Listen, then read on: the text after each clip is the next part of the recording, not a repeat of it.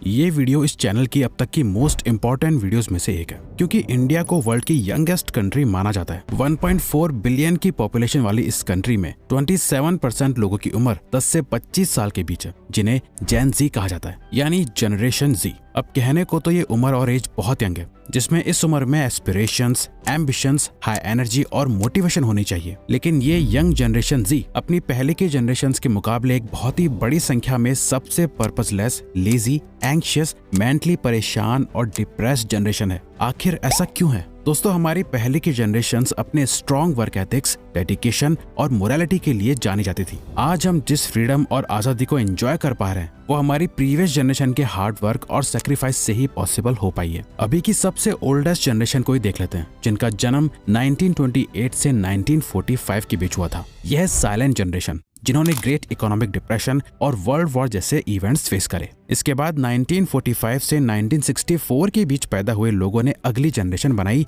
The baby boomer generation, जिन्होंने कई civil right movements और इंडिपेंडेंट मूवमेंट्स में पार्ट लेके अपनी फ्रीडम, आइडेंटिटी और फ्री विल के लिए बहुत लड़ा और दुनिया में अपनी जगह बनाई। इसके बाद आती है जनरेशन एक्स। 1965 से 1980 के बीच पैदा हुए इन लोगों ने इकोनॉमिक इनइक्वालिटी और एड्स जैसे एपिडेमिक को फेस करा, जिनके लिए लाइफ सिक्योरिटी एंड स्टेबिलिटी ही सब कुछ था। 1981 से 1996 के बीच पैदा हुए लोग जनरेशन वाई में आते हैं, जिन्हें आज मिलेनियल्स कहा जाता है। ये वो जनरेशन है जिसने अपनी प्रीवियस जनरेशंस के स्ट्रगल्स और सैक्रिफाइसेस से क्रिएट हुए एक नए वर्ल्ड में कदम रखा, जहां उन्हें कंपैरेटिवली एक अच्छी लिविंग और लाइफ स्टाइल मिली, जिसने इन्हें ज्यादा एम्बिशियस और रिस्क टेकर बनाया। इस जनरेशन ने अपने रिसोर्सेस को अच्छे से यूज करके आउट ऑफ द बॉक्स जाके कई ऐसे इन्वेंशंस करे, जिसने इस दुनिया को बहुत कम समय में बहुत ज्यादा बदल के रख दिया और बहुत कुछ दिया। और इसी टाइम आई जनरेशन जी। 1997 से 2012 के बीच पैदा हुए ये इन 13 से 26 साल के लोगों को आज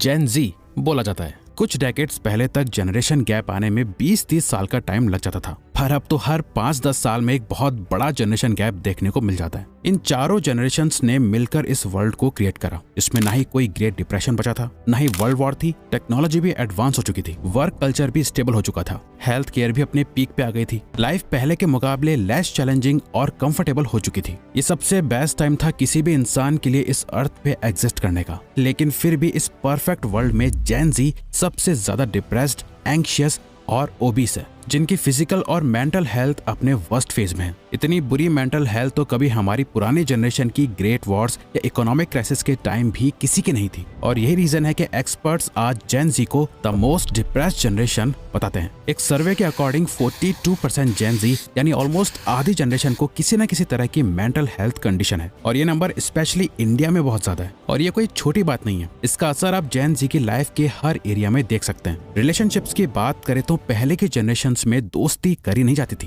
दोस्त बन जाते थे, लेकिन आज ऐसा नहीं है। जेन जी के रिलेशनशिप्स बहुत ज्यादा स्पेसिफिक हैं, जिनके बीच कोई मीनिंग या इमोशंस कम, बल्कि एक नीड यानी जरूरत ज्यादा है। जरूरत किसी ऐसे इंसान की जो उनके साथ बात कर पाए, जरूरत किसी ऐसे इंसान की जो उनके साथ एंजॉय कर पाए। पढ़ाई में मदद करने के लिए एक अलग दोस्त, बाहर घूमने के लिए एक अलग दोस्त, सोशल मीडिया पर अलग दोस्त और पबजी या फ्री फायर के लिए अलग, या फिर एक भी दोस्त ना होना। जेन जी जिस टाइप की रिलेशनशिप्स बनाते हैं, उन्हें ट्रांजैक्शनल रिलेशनशिप कहा जाता है, जहां असल में एक रियल कनेक्शन नहीं बल्कि एक तरह की बिजनेस डील है। क्योंकि इनके रिलेशंस या फ्रेंडशिप्स तो होती हैं, लेकिन इतनी गहरी नहीं कि ये उनपे 100% ट्रस्ट कर पाए या वो इनके लिए हमेशा खड़े हों। अगर आप जेन जी की रोमांटिक रिलेशनशिप भी देख लो तो वो भी ट्रांजैक्शनल हो गई हैं। यही रीजन है ये जनरेशन ट्रू लव और लॉन्ग टर्म कमिटमेंट में भी बिलीव नहीं रखती या रिस्पॉन्सिबिलिटी से डरती है। इनके लिए रोमांटिक रिलेशनशिप्स में सेक्स की वैल्यू तो है, लेकिन इमोशनल वैल्यू नहीं है। इस जनरेशन के बीच ना ही ऑनेस्टी है, ना ही लॉयल्टी, क्योंकि इन्हें अपनी रिलेशनशिप लूज करने का कोई डर नहीं है। अगर कोई चला गया तो कोई और ही सही, वरना अकेले रहना इनका कंफर्ट जोन तो है ही। अपने काम, पढ़ाई या प्रोफेशन के साथ भी जेन जी का रिलेशनशिप काफी अलग है। बेबी बूमर्स की जनरेशन के टाइम देश की हालत कुछ अच्छी नहीं थी, लोगों को जो काम मिलता था वो कर लेते थे। जेन एक्स तक आते आते लोग फाइनेंशियल स्टेबिलिटी की तरफ भागने लगे। अब उस टाइम प्राइवेट सेक्टर इतना कुछ खास था नहीं, लोग बिजनेस करने से डरते थे, उन्हें बस गवर्नमेंट जॉब में ही अपना फ्यूचर सिक्योर नजर आता था।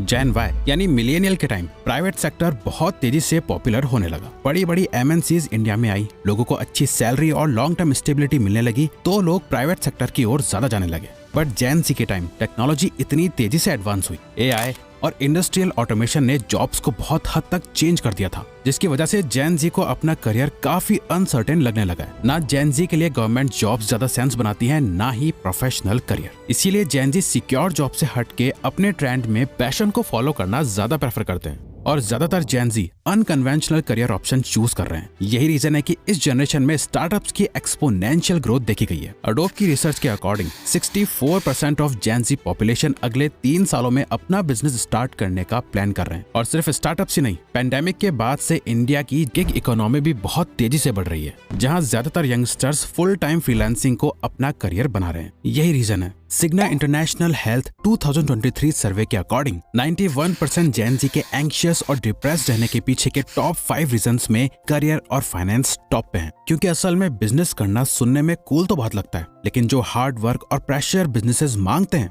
वो जेन जी हैंडल नहीं कर पा रहे हैं। सोशल मीडिया में इजी मनी देख के पहले की जनरेशन जिस हार्ड वर्क और डेडिकेशन के साथ काम करती थी, जेन जी हर जगह बस शॉर्टकट की तलाश कर रहे हैं और अपने काम को उस ऑनेस्टी और लॉयल्टी यानी ईमानदारी के साथ नहीं करते जैसे पहले की जनरेशन करा करती थी, जिस वजह से कई कंपनीज चिंता में है। डिलॉयट के एक सर्वे के अकॉर्डिंग 42% जेन जी ने खुद ये माना है कि वो अपनी जॉब में अपना बेस्ट नहीं दे पा रहे हैं। जेन जी एम्प्लॉयज प्रोडक्टिव होना ही नहीं चाहते। कई जेन जी को आज के टाइम पर बेसिक प्रोफेशनल स्किल्स भी नहीं आती हैं, जैसे प्रोफेशनली कैसे बात करी जाती है, वर्क स्पेस के एथिक्स क्या होने चाहिए और ईमेल लिखने जैसी बेसिक प्रोफेशनल स्किल भी जेन जी को नहीं आती। उन्हें ना ही ये बेसिक काम और स्किल्स आती हैं और ना ही वो सीखना चाहते हैं।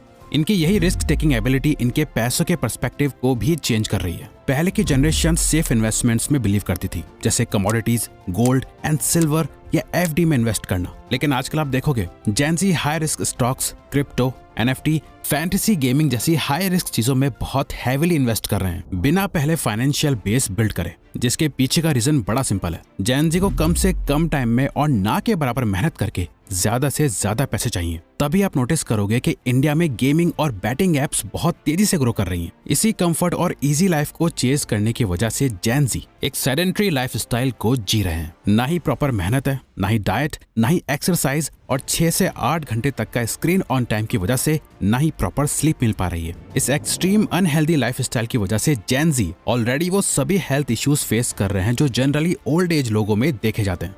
असल में जेन जी एक पर्पसलेस जनरेशन है। पास्ट की सभी जनरेशन्स के पास एक पर्पस था, जिंदा रहने के लिए फाइट करनी पड़ती थी, अपनी फ्रीडम के लिए लड़ना पड़ता था, अपनी हेल्थ को बचाना था, अपनी फैमिली को अच्छी लाइफ प्रोवाइड करनी थी, अपने करियर में आगे बढ़ना था। बट आज जेन जी के पास कोई पर्पस नहीं है। उन्हें नहीं पता कि लाइफ में जीना ही क्यों है। यही रीजन है कि 5 में से 1 जेन जी सीरियसली सुसाइड करना चाहता है और इन सब का ब्लेम सिर्फ और सिर्फ एक चीज को जाता है, वर्चुअल रियलिटी। जेन जी सबसे पहली जनरेशन थी जो सोशल मीडिया की एज में पैदा हुई। ऑलमोस्ट सारी बड़ी सोशल मीडिया कंपनी जेन जी के साथ ही पैदा हुई और 2011-12 तक ये एप्स इंडिया में पॉपुलर हुए। तब तक जेन जी भी इसी एज के हो चुके थे। इनके आधार कार्ड बनने से पहले फेसबुक और इंस्टाग्राम अकाउंट्स बन चुके थे, जहां बहुत ही कम एज में जेन जी सोशल मीडिया की फेक दुनिया में एंटर हो चुकी थी, जहां लोग सिर्फ वही दिखाते थे जिसमें वो अच्छे दिख रहे होते हैं। लोग बस अपनी लाइफ के बेस्ट मोमेंट्स को दिखाते हैं, सिर्फ उन पिक्चर्स को डालते हैं जो एस्थेटिक होती हैं, सिर्फ उन सॉन्ग्स को सुनते हैं जिनसे वाइब आ रही होती है। सोशल मीडिया एक ऐसी वर्चुअल रियलिटी है जहां सब कुछ सिर्फ और सिर्फ अच्छा है, जिस वजह से जेन जी को रियल लाइफ एकदम रॉ, अजीब और अगली लगने लगती है। सस्ते और तेज इंटरनेट की वजह से सोशल मीडिया के साथ साथ वीडियो गेम्स का क्रेज भी इसी बीच शुरू हो गया था और ये पॉपुलैरिटी पबजी और फ्री फायर की वजह से आज भी अपने पीक पे है। बेसिकली जेन जी का स्क्रीन ऑन टाइम इतना ज्यादा है कि वो अपना टाइम आउटडोर एक्टिविटीज और स्पोर्ट्स में देने के बजाय एक स्क्रीन के वर्चुअल और सेंसर्ड वर्ल्ड में बिताना ज्यादा पसंद करते हैं। इसका इफेक्ट उनकी फिजिकल और मेंटल हेल्थ पे साफ साफ दिखता है और इन सब का सोल्यूशन इसी कोर प्रॉब्लम में छुपा है। जेन जी को अपना पर्पस ढूंढना पड़ेगा। उन्हें इस स्क्रीन की दुनिया, इस फेक वर्ल्ड से बाहर आके इस रियलिटी में कुछ टाइम अकेले रहना पड़ेगा, चाहे ये रियलिटी कितनी ही बोरिंग, बेकार या मीनिंगलेस ही क्यों ना लगे। अपने आप को ऑब्जर्व करना पड़ेगा। लाइफ में क्या एक्चुअल में इम्पोर्टेंट है और क्या इम्पोर्टेंट लगता है, इनके बीच के फर्क को जानना होगा। इमेजिनरी और फेक ख्यालों से बाहर निकल के रियल लाइफ में एक मीनिंग, एम या पर्पस ढूंढना होगा। सिर्फ यही और यही एक रास्ता है इस जनरेशन को सेव करने का।